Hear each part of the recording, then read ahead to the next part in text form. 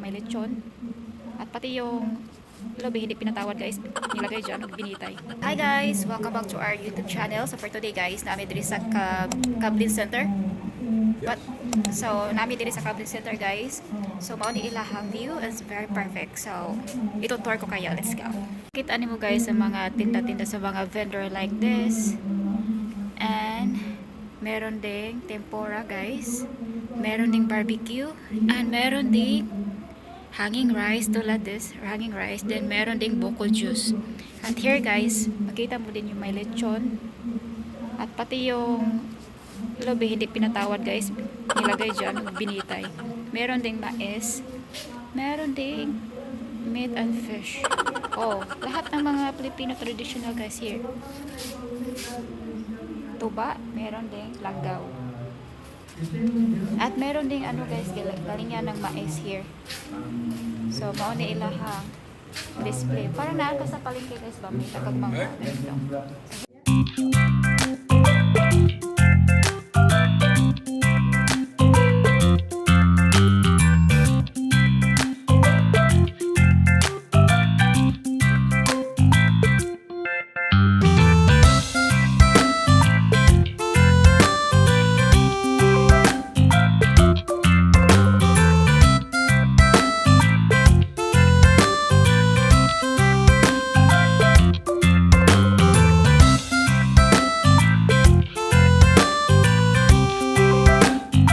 Guys, sa una guys, pag galing yung big mais like this, gamit na yun.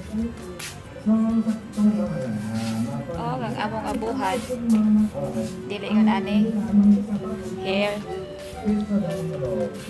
Ano mong abuhan?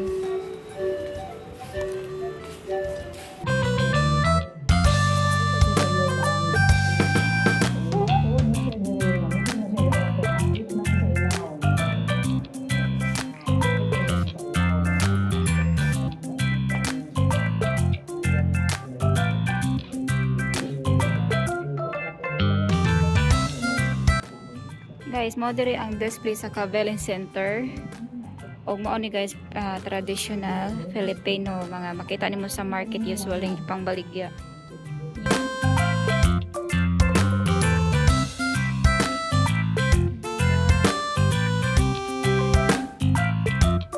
So na po yung mga bulad diri guys, famous sa daan Bantayan, sa Bantayan Santa Fe.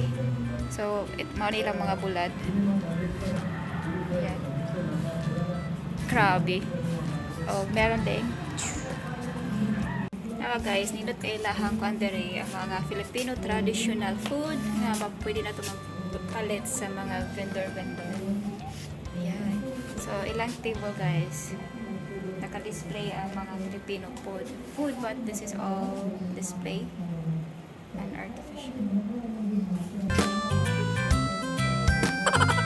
So cute. That's our vlog for today, and thank you so much for watching, and see you in my next video.